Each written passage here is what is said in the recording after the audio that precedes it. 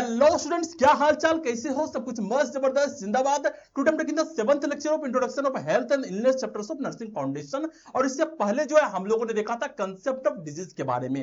Concept of disease क्या होता है, किस तरीके से होते थे, क्या क्या वहां पर जो क्राइटेरिया था, इसको फुलफिल करने के बाद ही जो है हम लोग मानते थे कि हाँ उस इंसान को डिजीज हुआ है। ओके, तो आज के लेक्चर में जो है जिस टॉपिक को हम लोग पढ़ने वाले हैं उस टॉपिक का नाम क्या है? उस टॉपिक का नाम है इलनेस एंड इलनेस बिहेवियर। बहुत ही ज्यादा इंपॉर्टेंट टॉपिक और बहुत बार जो है एग्जाम में पूछे जाते हैं। एग्जाम में पूछे जाते हैं का मतलब है पूछे जाते हैं, बहुत बार पूछे गए हैं और हम लोग जब एग्जाम दिए थे तो वहां पर भी जो ये क्वेश्चन पूछे गए थे।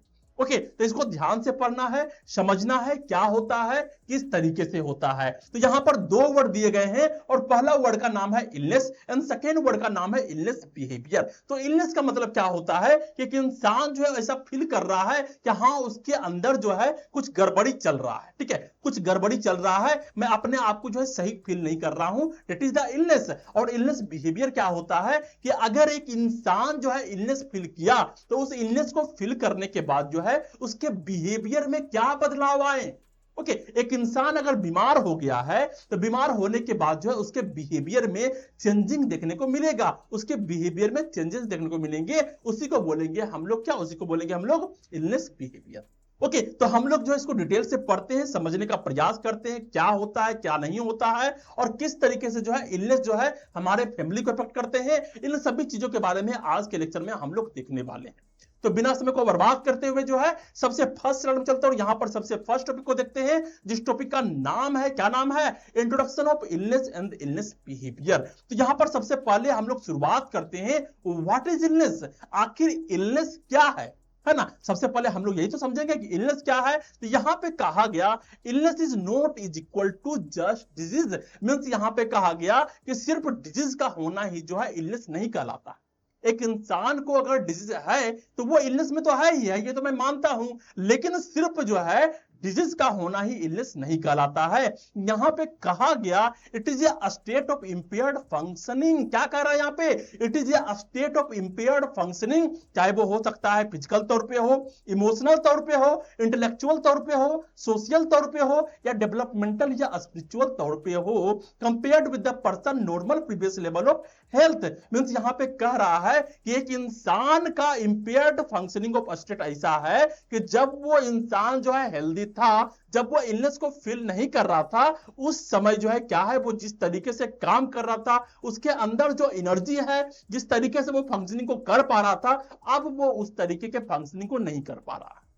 ओके, यहीं पे कहा गया स्टेट ऑफ इंपेयर्ड फंक्शनिंग। उसका जो फंक्शनिंग है, उसका जो कार्य करने की क्षमता है वो यहां पे इंपेयर्ड हो गया है, वो यहां पर खराब हो गया है and that is the illness.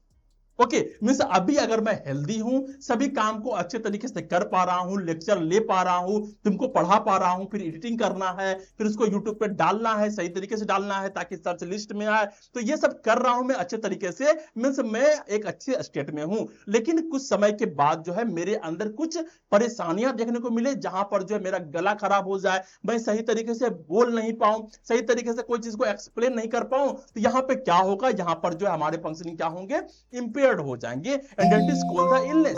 अब यहां पर एग्जांपल के तौर पे कहा गया a person may have diabetes disease but not feel ill if managed well. Okay, यहां पर कह रहा है कि एक इंसान को डायबिटीज है, एक इंसान को डायबिटीज का मतलब क्या हो गया कि हाँ उस इंसान को एक डिजीज है और उस डिजीज का नाम है डायबिटीज, लेकिन वो अपने आप को बीमार नहीं समझता है, वो अपने आप को इल नहीं समझता है, क्योंकि वो जो है उसको अच्छे तरीके से मैनेज कर पा रहा है, अपने डायबिटीज को जो है सही तरीके से मैनेज कर पा रहा है। और illness is the subjective experience. Illness क्या है? ये सब्जेक्टिव एक्सपीरियंस है। हर एक इंसान जो है उसका अलग अलग तरीके के जो है एक्सपीरियंस होंगे, उसका अलग अलग तरीके के मानना होगा कि हाँ हम जो है तभी मानेंगे कि हमारा इलनेस है जब जो है हमारा चीजें जो है सही तरीके से काम नहीं कर रहे होंगे।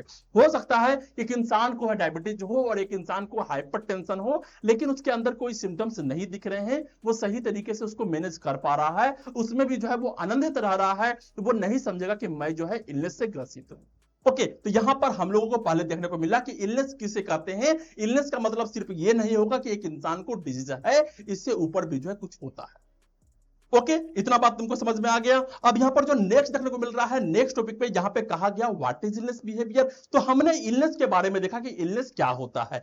अब हम लोग देखते हैं इलनेस बिहेवियर के बारे में। तो इलनेस बिहेवियर की जब बात हो रही है तो यहां पे कह रहा है कि how people react to being ill, means जब इंसान जो है इल होता है, जब इंसान जो है बीमार होता है, जब इंसान को ऐसा लगता है कि मैं इलनेस का शिकार हो गया हूं, तो उसका रिएक्शन क्या होता है, वो किस तरीके से रिएक्ट करते हैं, मींस उसके थॉट क्या होते हैं और उस समय उसके एक्शन क्या होते हैं, that is called the illness behaviour. वही इंसान का इलनेस बिहेवियर होगा। बहुत लोगों को समझ में नहीं आता है, इसलिए मैं इसको जो है थोड़ा जोर देकर समझा रहा हूं क्योंकि ये इंपॉर्टेंट है।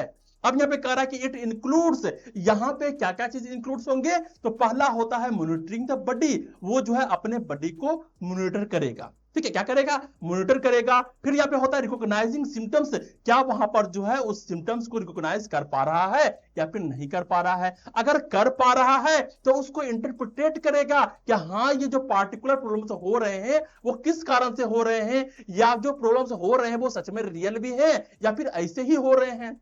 ओके, तो इसको इंटरप्रिटेट करने का काम करेगा। नेक्स्ट है टेकिंग एक्शन, और उसके हिसाब से जो है वो एक्शन लेगा। हो सकता है कि वो आराम करने को चुने, हो सकता है कि वो मेडिसिन लेना चुने, हो सकता है कि वो डॉक्टर को विजिट करवाए, या फिर हो सकता है कि यूजिंग करे हेल्थ सर्विस का। तो एक इंसान जब बीमार पड़ गया है, एक इंसान जब इलनेस से ग्रसित हो गया है, तो उसके एक्शन क्या है, क्या वो अपने बॉडी को मॉनिटर कर रहा है, क्या वो जो है अपने सिम्टम्स को रिकॉग्नाइज कर रहा है, क्या वो जो है उसको समझने का प्रयास कर रहा है, कौन से एक्शन ले रहे हैं, वो आराम लेना शुरू कर दिया है, वो मेडिसिन लेना शुरू कर दिया है, या फिर जो है वो किसी हेल्थ सर्विस का यूज कर रहा है। ये सारे एक्शन होते हैं, that is called the illness behaviour. अब यहां पे कह रहा है कि जो इलनेस बिहेवियर होता है वो इन्फ्लुएंस होता है। किस तरीके से इन्फ्लुएंस होता है, इसका मतलब ये है कि अगर मेरे को जो है किसी तरीके के सिम्टम्स हो गया है, या फिर हो सकता है कि मेरे को हेडेक हो रहे हैं।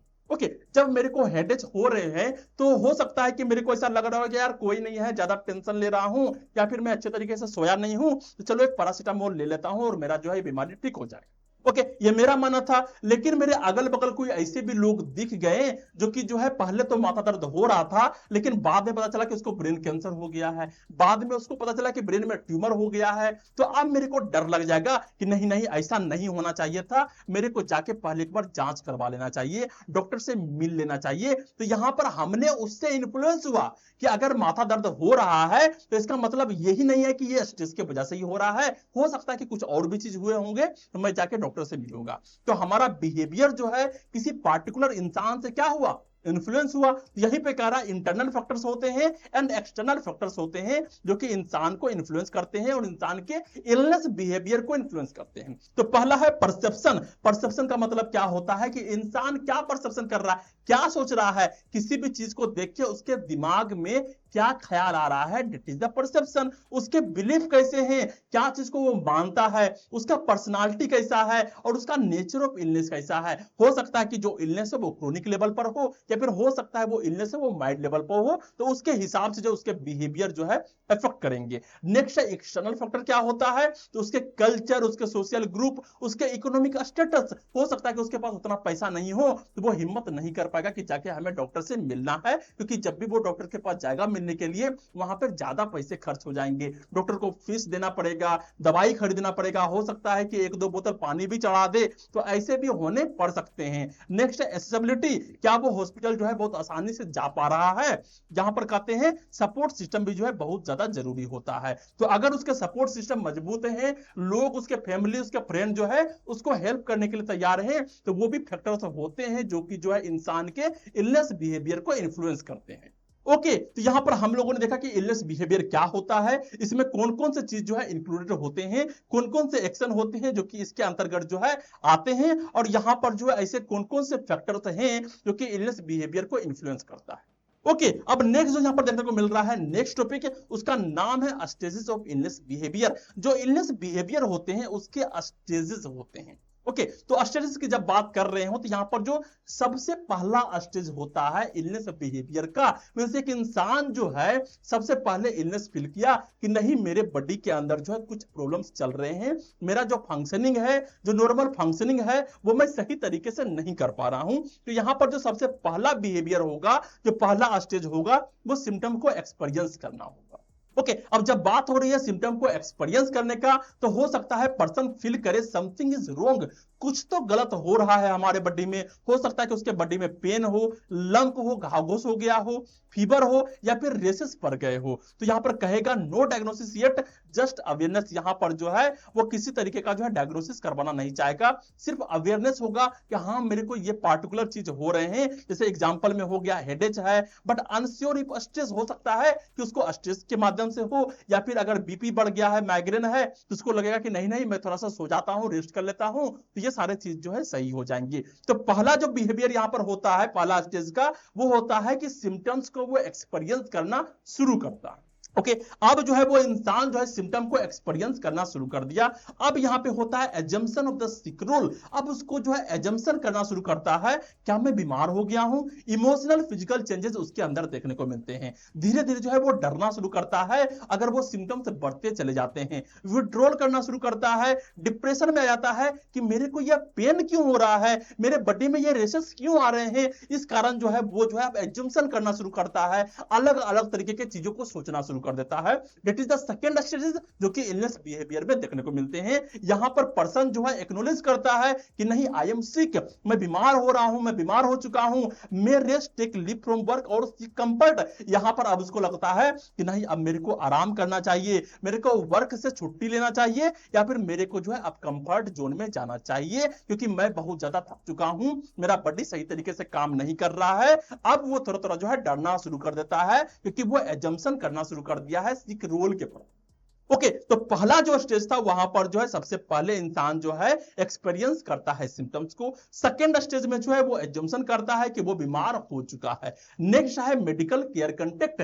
अब जो है उसका सिम्टम और भी धीरे धीरे बढ़ना शुरू हो गया है। अब ये क्या करेगा, मेडिकल केयर से कंटेक्ट करेगा। तो इफ सिस्टम परसिस्ट रोजन, अगर सिम्टम जो है और ज्यादा रोजन होने जा रहा है, तो वो जो है मेडिकल हेल्प की तरफ जाएगा, डॉक्टर से मिलने जाएगा। और पेशेंट एक्सपेक्ट करता है, पेशेंट क्या एक्सपेक्ट करता है, एक्सप्लेनेशन ऑफ सिम्टम, आखिर जो सिम्टम है वो क्यों हो रहा है वो जानना चाहता है। नेक्स्ट है कॉज ऑफ इलनेस, आखिर जो मेरे को इलनेस हुआ है वो किस कारण से हुआ है। ट्रीटमेंट ऑप्शन क्या है, ऐसे कौन कौन से ट्रीटमेंट ऑप्शन हैं जिससे मैं इस सारे चीज को ठीक कर सकता हूं। एंड नेक्स्ट है प्रोग्नोसिस, आखिर जो है जब मैं इलाज करवा लूंगा तो हमारा फ्यूचर कैसा होगा। हो सकता है डॉक्टर बोलेगा कि आपको सर्जरी करवाना है, तो यहां पर पेशेंट जानना चाहेगा कि अगर मैं सर्जरी करवाता हूं तो इसका जो है रिजल्ट क्या आएगा, इसका आउटकम क्या आएगा, मेरे अंदर क्या डिफॉर्मिटी देखने को मिलेंगे। ये सारे चीज को जो है वो जानने का प्रयास करेगा। ओके अब यहां पर हम लोग नेक्स्ट चलते और हमें देखने को मिल रहा है नेक्स्ट स्टेज, जहां पे देखने को मिल रहा है डिपेंडेंट क्लाइंट रोल। अब जो है वो जो है दूसरे पर डिपेंडेंट कर जाएगा, mean patient accept professional treatment. अब जो है उसका जो सिम्टम्स है वो जो बहुत ज्यादा जो है वो खराब हो चुका है, तो अब उसको लगता है कि नहीं भाई मेरे बस की बात नहीं है, अब जो डॉक्टर बोलेंगे वही मैं करूंगा। तो पेशेंट एक्सेप्ट कर लेता है प्रोफेशनल ट्रीटमेंट को, रिलायज ऑन डॉक्टर। अब जो है वो डॉक्टर्स पे छोड़ देते हैं, वो नर्सेस पे छोड़ देते हैं कि उसका केयर जो है सही तरीके से होगा, और जितने भी गाइडेंस है, सिंपैथी है, वो सारे डॉक्टर्स और नर्सेस के केयर पे छोड़ देते हैं। नेक्स्ट है society accept that sick people can rest and avoid usual responsibility. और जब जो है इंसान बीमार हो जाता है, डॉक्टर्स और नर्सेस के अंदर में चले जाते हैं, तो जो सोसाइटी है वो भी एक्सेप्ट कर लेता है कि हाँ ये इंसान बीमार हो गया है, अब ये काम पे नहीं आएगा। ओके तो उसको भी जो है सिक लीव दे दिया जाता है। ओके तो ये था डिपेंडेंट क्लाइंट रोल। अब यहां पर हमें जो नेक्स्ट देखने को मिल रहा है वो है रिकवरी एंड रिहेबिलिटेशन। मींस अब इंसान जो है धीरे धीरे करके जो है वो रिकवरी मोड में आएगा, क्योंकि वो ट्रीटमेंट करवा रहा है, वो सही तरीके से दवाई खा रहा है, तो इस कारण से जो है उसका रिकवरी होगा और उसका रिहेबिलिटेशन होगा। यहां पे कहा गया person regain health and normal functioning.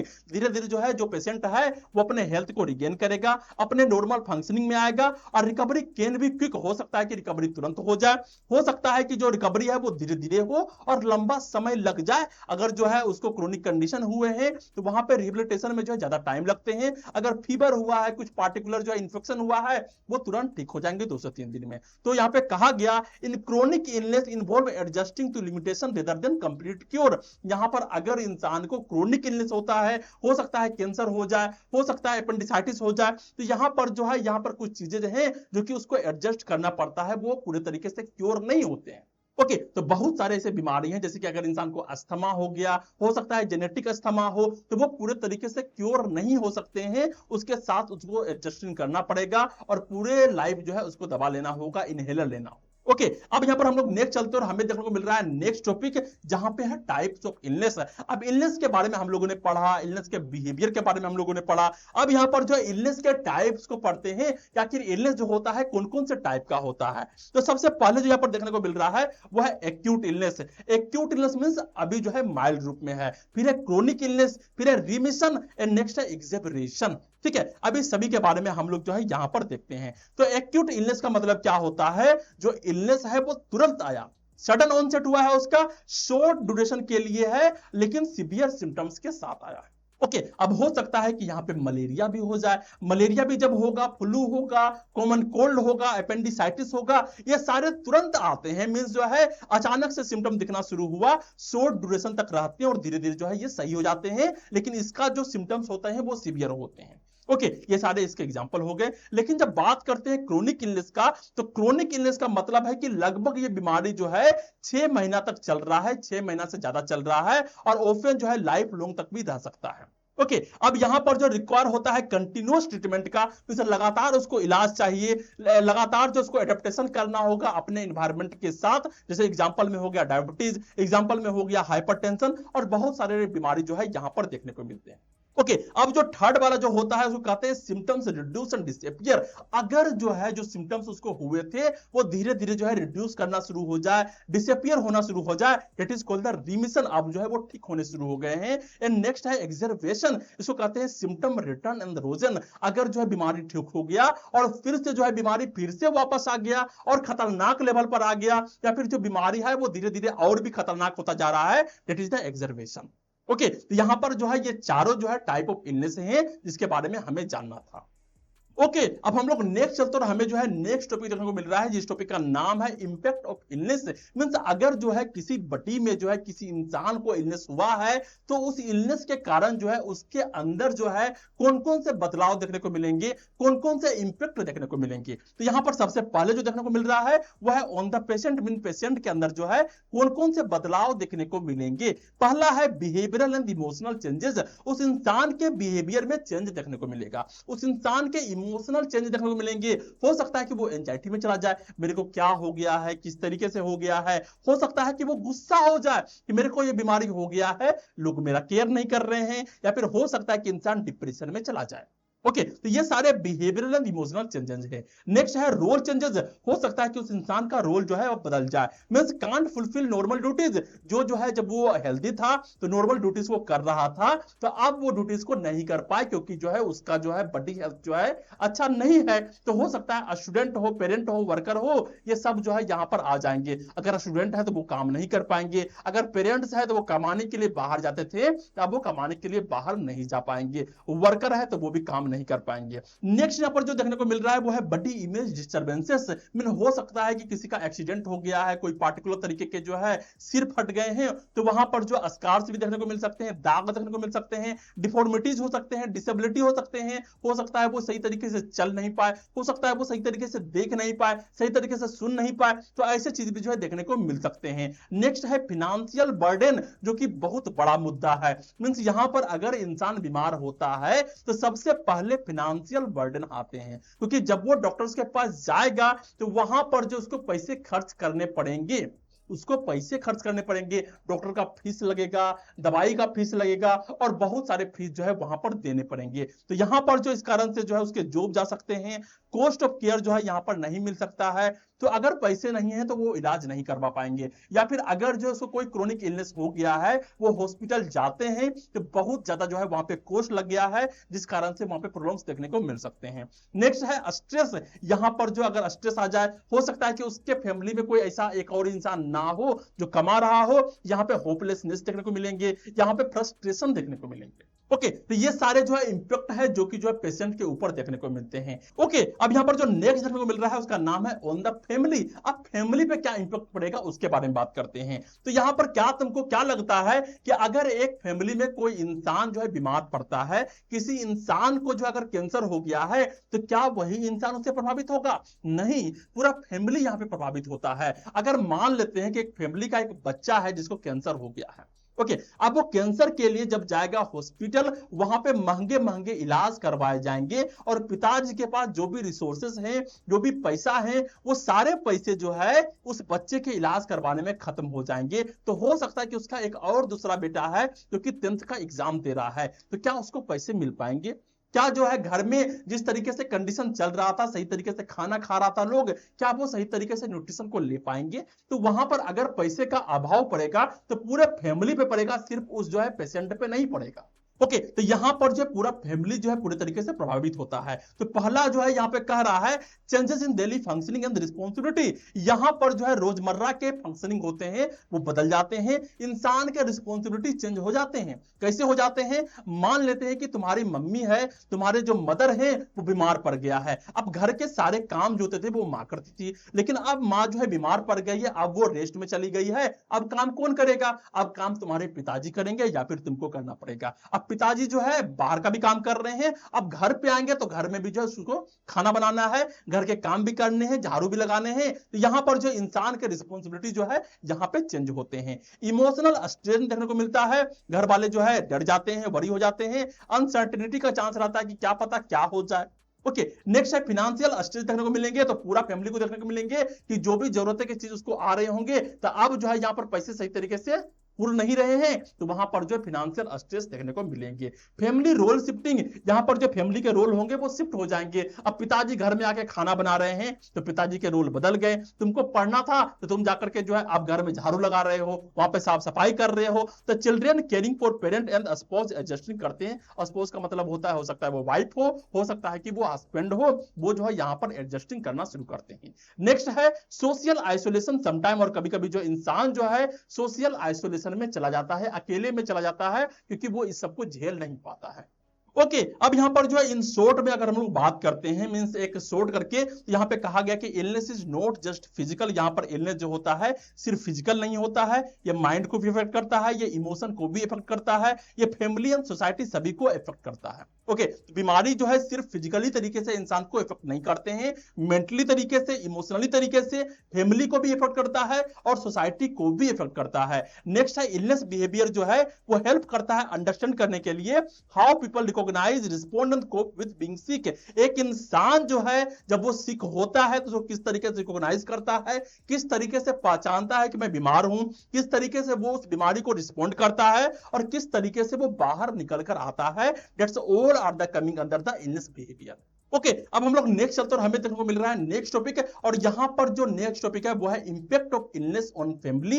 ये एक टॉपिक है जो कि तुम्हारे सिलेबस में दिया गया है पार्टिकुलरली तरीके से, कि जब जो है कोई इंसान बीमार पड़ता है तो उसका इंपैक्ट क्या पड़ता है पूरे फैमिली में। तो ये जो है क्वेश्चन आते भी हैं, इसको थोड़ा डिटेल से हम लोग पढ़ने का प्रयास करते हैं, लेकिन फास्टली तरीके से हम लोग यहां पर देखेंगे। ओके, सबसे पहले क्या है, when illness inter a family it affect not just the patient but everyone around them. यहां पर हमने जो है तुमको पहले बताया था कि जब भी जो है कोई इंसान जो है फैमिली में बीमार पड़ता है तो वो सिर्फ इंसान को इफेक्ट नहीं करता है, वो पूरे फैमिली को इफेक्ट करते हैं, क्योंकि फैमिली के अलग अलग मेंबर के रोल्स बदल जाते हैं, रिस्पॉन्सिबिलिटी बदल जाते हैं, वहां पे पैसे के अभाव हो जाते हैं और अलग अलग तरीके के चीज जो है देखने को मिलते हैं। नेक्स्ट क्या रहा है, family member go through emotional, behavioural, financial and social changes. यहां पर जो है फैमिली मेंबर के जो है इमोशनल चेंजेस होते हैं, बिहेवियरल चेंज देखने को मिलेंगे, गुस्सा हो जाएंगे, डिप्रेस हो जाएंगे, फाइनेंशियल जो है स्ट्रेस देखने को मिलेंगे एंड सोशल चेंजेस भी देखने को मिलते हैं। Nurses must understand this impact to provide holistic care. जो नर्सेस होते हैं उसको ये चीज को ध्यान रखना चाहिए कि जब भी वहां पर जो उसके पेरेंट्स हैं, वहां पर जो है उसको देख रेख करने वाले लोग हैं, तो उसके साइकोलॉजिकल जो कंडीशन है उसके बारे में भी सोचना चाहिए, और वहां पर भी जो है उसको हेल्थ एजुकेशन देना बहुत ही ज्यादा जरूरी होता है। ओके, अब यहाँ पर हम लोग नेक्स्ट चलते हैं, यहाँ पर देखने को मिल रहा है पहला किस तरीके से इंपैक्ट डालता है। पहला है बिहेवियरल एंड इमोशनल चेंजेस। इंसान के अंदर जो है बिहेवियरल एंड इमोशनल चेंजेस देखने को मिलते हैं। तो people react differently depending on the illness type and severity. उस इंसान को किस तरीके का इलनेस हुआ है, किस तरीके का बीमारी हुआ है, किस फॉर्म पे है, माइल्ड में है, मॉडरेट में है या फिर सीवियर तरीके की बीमारी हुआ है, उस हिसाब से जो है यहाँ पर चीजें लोग जो इस तरीके से इफेक्ट करता है। फैक्टर क्या होता है, nature of the illness, illness का नेचर क्या है, क्लाइंट का एटीट्यूड क्या है टुवर्ड इलनेस, वो इलनेस को किस तरीके से देखता है। कोई इंसान होता है वो बहुत ही हल्के में लेता है, अच्छा ठीक है भाई मैं बीमार हो गया हूं, धीरे धीरे ठीक हो जाऊंगा। और कोई इंसान होता है पूरे तरीके से जो है वो गड़बड़ा जाता है, अब क्या होगा, किस तरीके की चीजें होंगी। तो इस तरीके से भी जो है डिपेंड करता है। नेक्स्ट है फैमिली का रिएक्शन कैसा है, एंड इलनेस बिहेवियर वेरिएबल करता है, इंसान तो इंसान किस तरीके से जो है वो चीजों को लेता है। ओके, सीवियर और life threatening illness may cause, अगर जो है किसी इंसान को जो है सीवियर बीमारी हो गया है, क्रोनिक बीमारी हो गया और उसको लग रहा है कि अब जो है उसका डेथ होने वाला है, बहुत ही क्रिटिकल कंडीशन में है, तो इंसान एंजाइटी में जाते हैं, पूरा फैमिली एंजाइटी में आ जाएगा, पूरा फैमिली शॉक हो जाएगा कि क्या हो गया, कैसे हो गया, डिनाइल करेगा, वो मना करेगा, नहीं नहीं नहीं ऐसा कोई बात नहीं है, आप लोग बोल रहे हैं, झूठ बोल रहे हैं, ऐसा नहीं होता है, it is a denial. Next है कि हो सकता है कि उसके फैमिली मेंबर जो है एंगर हो जाए, गुस्सा हो जाए, या फिर जो है वो विड्रॉल कर दे कि अब मेरे से कुछ नहीं होगा, तो पूरे तरीके से जो है बैठ जाए, मतलब माथा को ठोकना शुरू कर दे, क्या हो गया, कैसे करेंगे, किस तरीके से करेंगे, अब वो कुछ चीज को समझ नहीं पाए। ओके, अब एग्जांपल के तौर पे कहा गया कि if father is diagnosed with cancer, अगर हो सकता है किसी फैमिली के फादर जो है वो कैंसर से डायग्नोस होते हैं, पता चलता है कि उसको कैंसर हुआ है, द होल फैमिली में एक्सपीरियंस फियर, डिनायल और इवन साइलेंस एट फर्स्ट। तो जो पूरा फैमिली होगा वो पूरे तरीके से डर में आ जाएंगे, क्या हो गया, कैसे हो गया, वो मना करेंगे कि ऐसा नहीं हो सकता है, या फिर कुछ समय के लिए वो पूरे तरीके से शांत हो जाएंगे।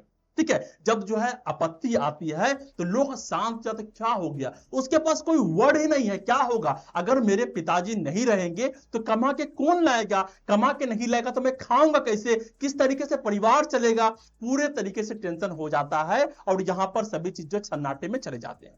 ओके, अब यहाँ पर हम लोग नेक्स्ट चलते हैं, हमें देखने को मिल रहा है main categories of illness impact. यहाँ पर जो है अलग अलग तरीके की कैटेगरीज हैं जहां पर जो है इलनेस इंपैक्ट करता है। पहला है डिजीज ऑनसेट क्राइसिस, मींस यहाँ पे कह रहा है कि सडन डायग्नोसिस होता है, तो यहाँ पर इंसान जो है शोक में चला जाता है। अगर जो है इंसान गया वहां पर जो है माथा दर्द कर रहा था तो लगातार हो रहे थे लेकिन उतना ध्यान नहीं दिया, अब वो डॉक्टर के पास गया, डॉक्टर ने बोला कि एमआरआई करवाइए।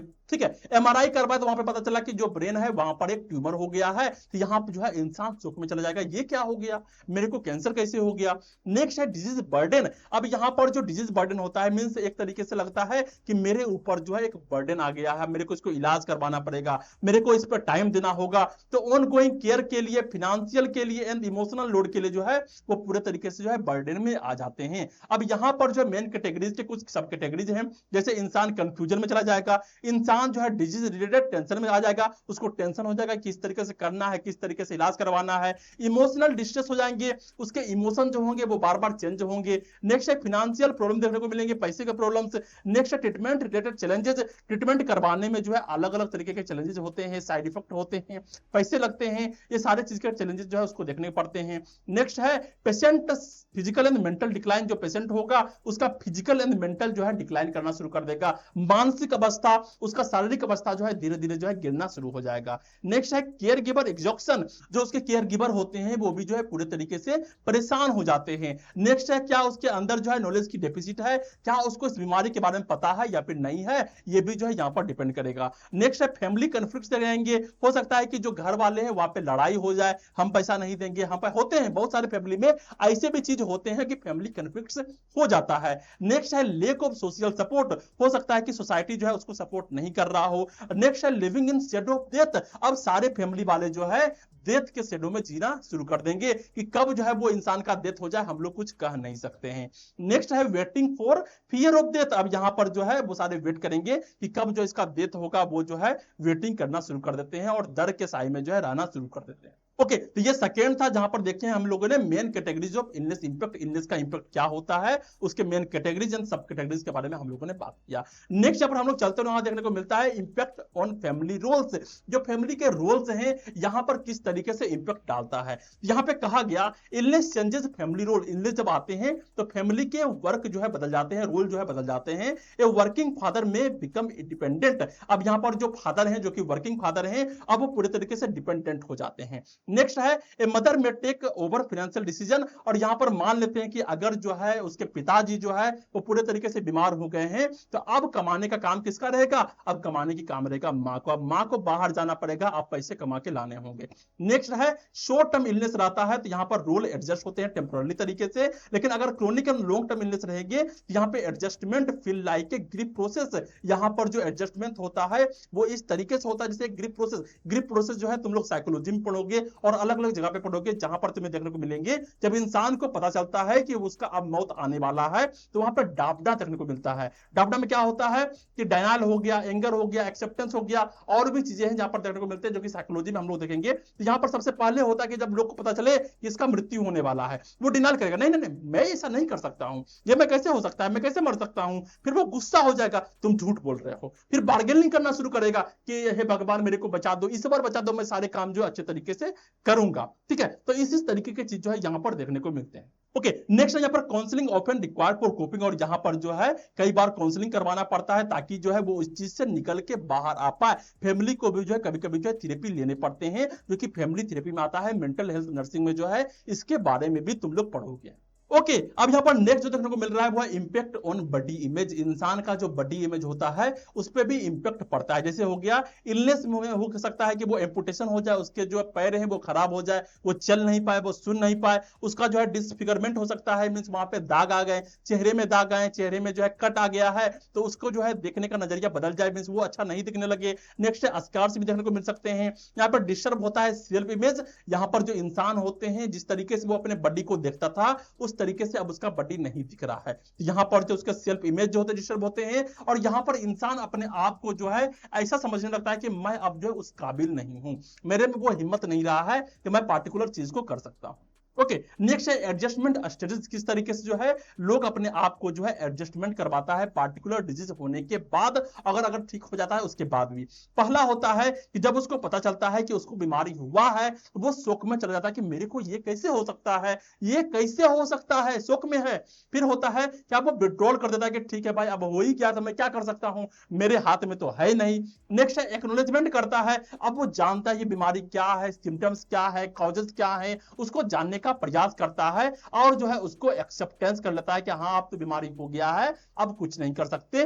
नेक्स्ट है रिहेबिलिटेशन, अब जो है धीरे धीरे करके जो है वो चीजों से निकलना शुरू करता है, उसका इलाज शुरू करता है और धीरे धीरे होकर के जो है वो रिहेबिलिटेट करके फिर से जो है सोसाइटी में चला आता है। ओके, तो ये जो है क्या है, ये एडजस्टमेंट स्टेजेस हैं, किस तरीके से जो है अगर इंसान का बॉडी इमेज जो है खराब होता है तो वो किस तरीके से जो है अपने आप को एक्सेप्ट करते हैं और रिहेबिलिटेट करके जो है फिर से सोसाइटी में आ जाते हैं। अब यहाँ पर जो एग्जांपल एक दिया गया है कि वोमेन आफ्टर मेस्टेक्टोमी में first hide from other but with support she accept and adapts. अब यहाँ पर जो एक लेडीज है जिसका मेस्टेक्टोमी हुआ है, मींस उसका जो है ब्रेस्ट का रिमूवल हुआ है। ओके, ब्रेस्ट का सर्जरी हुआ है जहां पर जो उसके ब्रेस्ट को जो है कट करके हटा दिया गया है। तो सबसे पहले क्या होता है कि वो बहुत ही शर्माना शुरू करता है, उसको ढक के चलेगा, अपने चेस्ट को जो है ढक के चलेगा कि लोग जो है यहां पर देख ना ले कि इसके पास जो है ब्रेस्ट नहीं है। लेकिन क्या होता है धीरे धीरे जो है जब उसको सपोर्ट मिलते हैं और वो जानना शुरू करता है कि लोग उतने भी ज्यादा ध्यान नहीं दे रहे हैं तो वो उस चीज को एक्सेप्ट कर लेता है और धीरे धीरे जो है वो उस चीज को अडॉप्ट कर लेता है और फिर से जो है उसकी जिंदगी की गाड़ी जो है धीरे धीरे चलने शुरू हो जाती है। ओके, नेक्स्ट यहाँ पर हम लोग चलते हैं और यहाँ पर हमें देखने को मिल रहा है impact of self concept. Self concept का मतलब क्या होता है कि इंसान अपने आप को किस तरीके से देख रहा है, किस तरीके से अपने आप को ले रहा है, उसका कॉन्फिडेंस किस तरीके से काम कर रहा है। यहाँ पे सेल्फ कांसेप्ट का मतलब है मेंटल पिक्चर ऑफ सेल्फ, अपने बारे में उसका क्या इमेज है, उसका स्ट्रेंथ क्या वो जानता है, उसका वीकनेस क्या वो जानता है, उसके सेल्फ कांसेप्ट पे भी जो है उस पर क्या करता है, असर डालता है। ओके, यहाँ पे कहा गया इलनेस जो है अल्टर करता है बॉडी के इमेज को, अल्टर करता है रोल के एक्सपेक्टेशन को। उस इंसान जो सोच रहा होगा कि मैं बड़ा होकर ये करूंगा, तो उस बीमारी के कारण हो सकता है कि उसके पैर चले गए, तो वहां पर जो है उसके एक्सपेक्टेशन जो है, रोल जो है वो बदल जाएंगे। नेक्स्ट है साइकोलॉजिकल एंड स्पिरिचुअल सेल्फ जो है उसके चेंज होते हैं, उसके अल्टर होते हैं कि मैंने ऐसा क्या किया जो मेरे को जो भगवान जो है इस तरीके के जो है प्रॉब्लम्स दिए हैं। Okay, may lead to family tension and conflicts it role and not fulfilled. और हो सकता है कि वहां पर फैमिली में टेंशन हो जाए, फैमिली में कॉन्फ्लिक्ट चले और उसके रोल जो है फुलफिल्ड ना हो पाए सही तरीके से। ओके, क्योंकि एक इंसान जब बीमार पड़ता है तो हो सकता है कि वो सही तरीके से पैसे को नहीं कमा पाए, और जब पैसे को नहीं कमा पाएगा तो वहां पर जो उसको इज्जत भी नहीं मिलेगी, और यहां पर जो है टेंशन एंड कॉन्फ्लिक्ट देखने को मिलते हैं। वो इंपैक्ट ऑन सेल्फ कांसेप्ट के बारे में यहां पर बात किया गया है। नेक्स्ट यहां पर देखने को मिल रहा है impact on family dynamics. Family dynamics का मतलब क्या होता है, हाउ फैमिली फंक्शन। जब एक इंसान बीमार हो रहा है तो उसके फैमिली किस तरीके से फंक्शन कर रहे हैं, किस तरीके से डिसीजन बना रहे हैं, इन किस तरीके से एक दूसरे को सपोर्ट कर रहे हैं, ये भी बहुत इंपॉर्टेंट होता है। Illness disturb decision making and daily functioning. जो इलनेस होता है वो डिसीजन मेकिंग को डिस्टर्ब करता है, सोचने समझने की क्षमता को डिस्टर्ब करता है, और डेली के फंक्शनिंग को डिस्टर्ब करता ही करता है। नेक्स्ट एग्जांपल के तौर पे कहा गया, इफ ए मदर फॉल्स इल, एक मदर जो है इल होती है, चिल्ड्रन में स्ट्रगल विद फूड। जो चिल्ड्रन है उसको सही तरीके से फूड नहीं मिल पाता है क्योंकि मां जो है नहीं बना पा रही है, स्कूल सही तरीके से नहीं जा पाता है, और discipline because role are temporarily frozen. और यहां पर सही तरीके से डिसिप्लिन जो है फॉलो नहीं हो पाता है क्योंकि जो रोल है वो सही तरीके से जो है वो टिका हुआ नहीं है। पिताजी का काम था कमाना, वो कमाने तो गए हैं, लेकिन अब आने के बाद जो है पिताजी ही खाना बनाएंगे, तो देर से आएंगे तो देर से खाना मिलेगा, और देर से जो है बच्चे खाएंगे। ओके, अब यहां पर नेक्स्ट जो देखने को मिल रहा है वो है कंक्लूजन, जो कि जो है हम लोग लास्ट करते हैं इस सारे टॉपिक को देखते हुए। तो यहां पे कहा गया कि हेल्थ क्या है। हेल्थ कहा गया more than absence of disease, mean जो है सिर्फ डिजीज का अब्सेंस होना ही जो है हेल्थ नहीं होता है।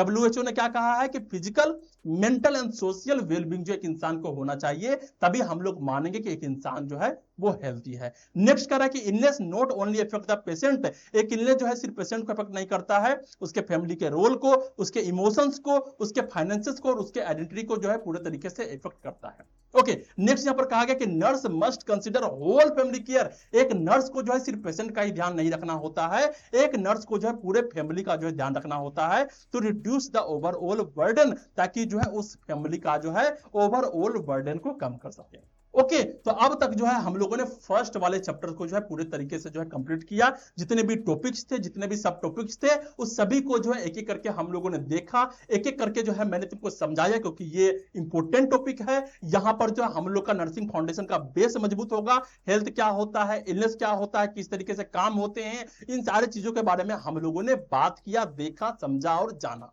ओके, फिर मिलेंगे हम लोग नेक्स्ट चैप्टर में। और यहां तक जो है तुमको लेक्चर कैसा लगा, कितना समझ में आया, कितना समझ में नहीं आया, कौन से कंफ्यूजन रह गए, नीचे कमेंट करना है, और कमेंट जरूर करना है क्योंकि इसी से मुझे मोटिवेशन मिलता है। वीडियो को लाइक करो, शेयर करो अपने वैसे दोस्तों को जिसको इसका जरूरत है, और क्या करना है, चैनल को सब्सक्राइब करना है। Okay, thank you.